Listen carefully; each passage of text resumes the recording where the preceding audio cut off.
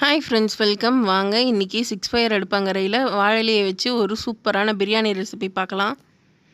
அதுக்கு வாழை இலையில் சைடில் இருக்க காம்பெல்லாம் கட் பண்ணி எடுத்துகிட்டு வாழை இலையை குட்டி குட்டியாக கட் பண்ணிக்கலாம். கட் பண்ண பீசஸை மிக்ஸி ஜாரில் சேர்த்து நல்லா தண்ணி ஊற்றி பேஸ்ட் மாதிரி அரைச்சிக்கலாம்.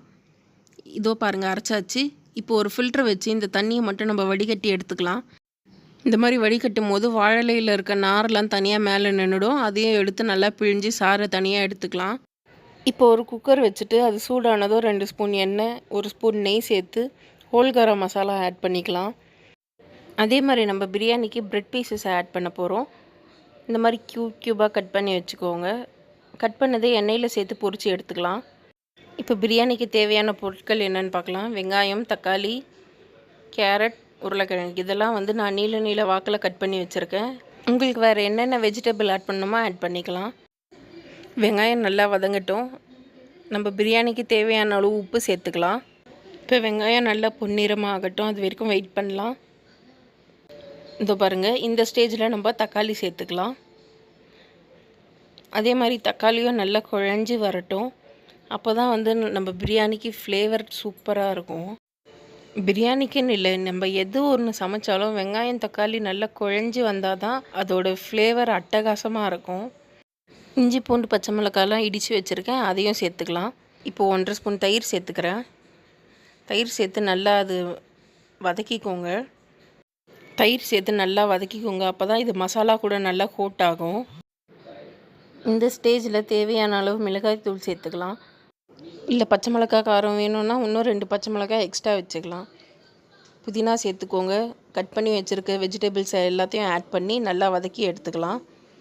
நான் 1 டம்ளர் அரிசிக்கு 2 டம்ளர் தண்ணி வச்சுக்கிறேன். சாதா தண்ணிக்கு பதில் வாழை இலை ஜூஸை ஆட் பண்ணிக்கோங்க. அந்த அளவுக்கு நீங்கள் எவ்வளோ அரிசி போடுறீங்களோ அந்த மாதிரி மெஷர்மெண்ட் வச்சு சேர்த்துக்கோங்க. நான் தண்ணியெல்லாம் அளந்து ஊற்றிட்டு நல்லா தண்ணி சலசலன்னு கொதிச்ச அப்புறம் தான் அரிசி போட போகிறேன்.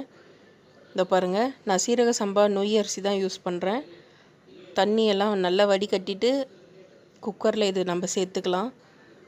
இது நல்லா கொதித்து வரட்டும். இப்போ ஸ்டவ்வை சிம்மில் வச்சுட்டு குக்கர் மூடிட்டு 2 விசில் வந்ததும் ஸ்டவ் ஆஃப் பண்ணிடலாம். ஸ்டீம் அடங்கிடுச்சு. இப்போ நம்ம பிரியாணி ரெடி ஆகிடுச்சு. ஓப்பன் பண்ணி பார்க்கலாம் எப்படி இருக்குன்னு சொல்லிட்டு.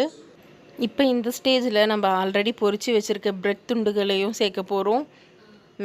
மேலாப்பில் கொத்தமல்லி, புதினா இதெல்லாம் சேர்த்து 1 ஸ்பூன் நெய் விட்டு நீங்கள் திரும்பவும் க்ளோஸ் பண்ணிவிட்டு ஒரு 5 நிமிஷம் வெயிட் பண்ணி அதுக்கப்புறம் ஓப்பன் பண்ணி பாருங்கள்.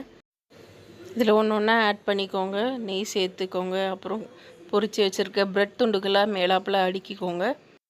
ப்ரெட்டெல்லாம் அரேஞ்ச் பண்ண அப்புறம் திரும்ப நம்ம குக்கரை க்ளோஸ் பண்ணி ஒரு 5 நிமிஷம் சைலண்ட்டாக விட்டுற போகிறோம். அதுக்கப்புறம் தான் திரும்பவும் ஓப்பன் பண்ணி நம்ம சர்வ் பண்ண போகிறோம். ஸோ திரும்ப நம்ம க்ளோஸ் பண்ணிடலாம். குக்கரை க்ளோஸ் பண்ணிவிட்டு அதுக்கப்புறம் 5 நிமிஷம் கழித்து ஓப்பன் பண்ணி பாருங்கள். அந்த ப்ரெட்டெல்லாம் அப்படியே ஜூஸியாக இருக்கும். இப்போ நல்லா ஒரு மிக்ஸ் கொடுத்துட்டு பிளேட்டில் சர்வ் பண்ணிக்கலாம். வாங்க, சூப்பரான ஹெல்த்தியான வாழை இலை பிரியாணி ரெடி ஆகிடுச்சு. இப்போ சர்வ் பண்ணிக்கலாம். நம்ம ஹெல்த்தியான வாழை இலை பிரியாணி ரெடி ஆகிடுச்சு. அதை சர்வ் பண்ணிக்கோங்க. மேலே திரும்பவும் அந்த பிரெட் துண்டுகளை டெக்கரேட் பண்ணிக்கோங்க. இதுக்கு என்ன சைடிஷ்னு பார்த்தா ஆனியன் ரைத்தா தான். நிறைய ஹெல்த் பெனிஃபிட் இருக்கிற இந்த வாழை இலை பிரியாணியை நீங்களும் மறக்காமல் ட்ரை பண்ணி பார்த்துட்டு எப்படி இருந்துச்சுன்னு சொல்லிவிட்டு கமெண்ட் பண்ணுங்கள். நம்ம சேனலை புதுசாக பார்க்குறவங்க மறக்காமல் சப்ஸ்கிரைப் பண்ணிவிட்டு பக்கத்தில் இருக்க பெல் ஐக்கானையும் டேப் பண்ணிக்கோங்க. அப்போ தான் நான் போடுற வீடியோ உங்களுக்கு நோட்டிஃபிகேஷனில் வரும். அடுத்து வேறு ஒரு ரெசிபி வீடியோவில் உங்களை மீட் பண்ணுறேன். டாடா, பாய், ஹாப்பி குக்கிங்.